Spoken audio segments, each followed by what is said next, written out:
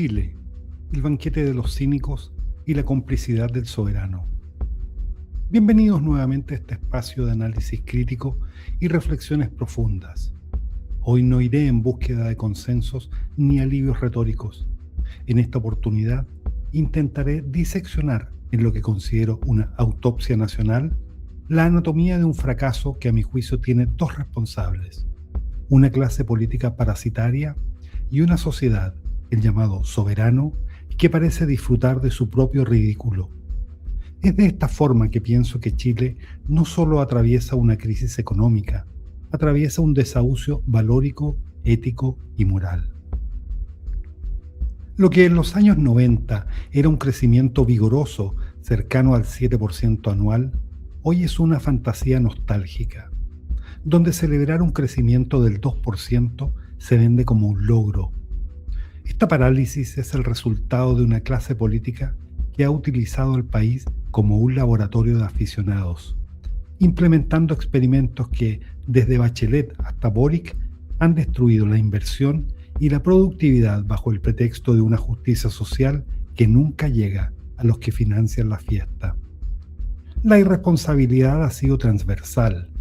Mientras unos se embriagaron con el precio del cobre sin hacer reformas estructurales, otros descapitalizaron Codelco para mantener una ficción de balance fiscal. Recientemente, en un evento de lanzamiento del libro del exministro de Hacienda Mario Marcel, titulado La montaña rusa, crónica de una crisis y cómo se superó, vaya crisis y crónica del tamaño de una montaña rusa que nos heredó Marcel.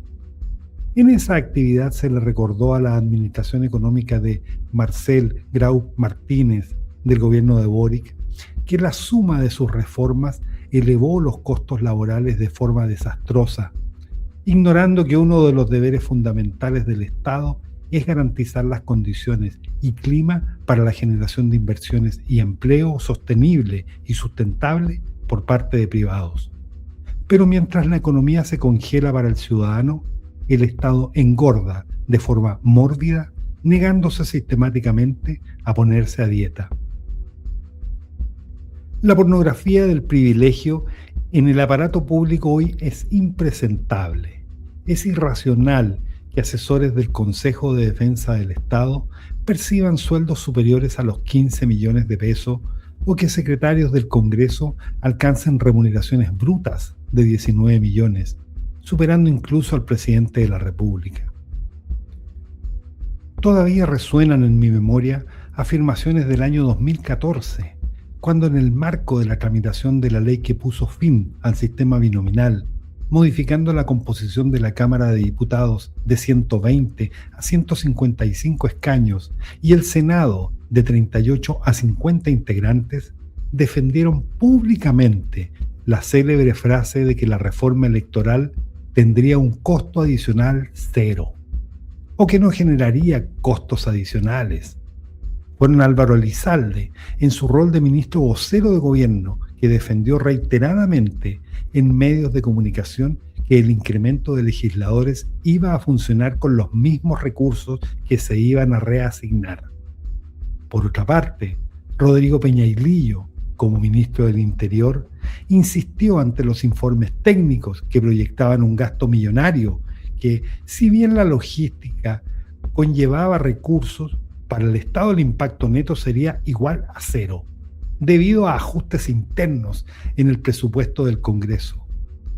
Quizás 12 años hayan mermado la memoria de muchos, pero para otros sigue presente como si hubiera ocurrido ayer.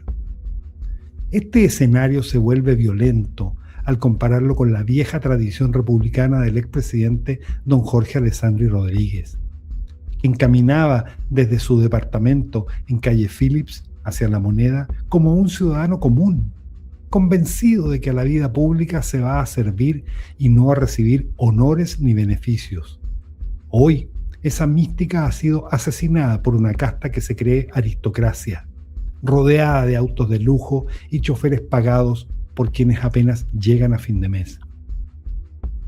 Incluso el Poder Judicial, que debería ser la reserva ética de la nación, se encuentra sumido en investigaciones por influencias indebidas y conductas que provocan vergüenza y conmoción. El descrédito no es solo por la corrupción de turno, sino por una historia de fallos que han recurrido a ficciones jurídicas para imponer sesgos ideológicos por sobre la aplicación imparcial de la ley. Cuando el sistema judicial deja de inspirar respeto para generar sospechas, la República pierde su cimiento moral. Sin embargo, el diagnóstico más punzante apunta a nosotros. Me refiero a usted y a mí, al llamado soberano. Es patético ver a una sociedad que derrocha indignación en redes sociales, pero que frente a la urna valida con su indiferencia a quienes deberían estar desterrados de la vida pública por su ineptitud. El soberano hace el ridículo cuando permite que miembros de los tres poderes del Estado y sus instituciones anexas sean los grandes ausentes en cualquier medida de austeridad, mientras permite que sumisamente se financie esta fiesta con impuestos cada vez mayores.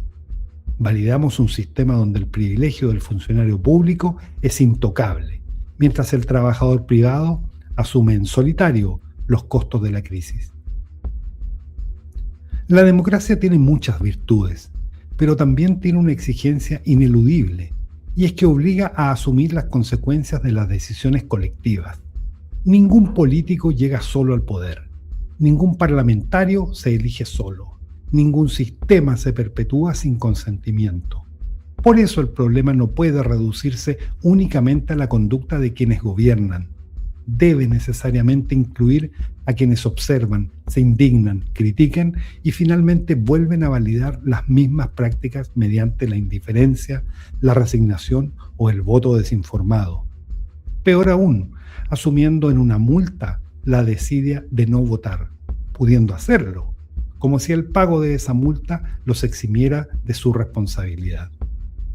El actual intento de sinceramiento económico y las medidas de shock para frenar el déficit estructural son esfuerzos necesarios y a la vez decisiones forzosamente duras para un país que lleva décadas golpeado por la irresponsabilidad e incluso ineptitud fiscal. Pero serán estériles todas aquellas medidas si no reconocemos que el sistema en su conjunto ha perdido su brújula moral. Un Estado obeso puede corregirse, una economía golpeada puede recuperarse, las instituciones pueden reformarse, pero ninguna transformación será duradera mientras la sociedad continúe exigiendo responsabilidad a otros excepto a sí misma. Porque al final, la pregunta decisiva no es cuánto está dispuesto a cambiar el Estado, la pregunta es cuánto está dispuesta a cambiar una ciudadanía que durante demasiado tiempo ha tolerado lo que dice condenar. Creer que el silencio nos exime de culpa o que la inacción es un refugio neutral es la mayor de nuestras ficciones modernas. Quien decide restarse de las decisiones comunes argumentando hastío o una falsa superioridad moral no hace más que firmar un cheque en blanco a la injusticia. No existe la inocencia en la omisión, porque el abandono de la responsabilidad cívica es en sí mismo un voto activo en favor de la decadencia. Olvidamos o fingimos olvidar que esta cobardía disfrazada de prudencia ya fue juzgada y condenada hace milenios. Quien puede evitar la ruina de los suyos y elige callar no es un ciudadano libre, sino el más peligroso de los desertores. Chile ya no resiste más promesas. Necesita que el soberano recupere la decencia, o que al menos tenga el valor de aceptar que es el arquitecto de su propio colapso. Soy a paso firme.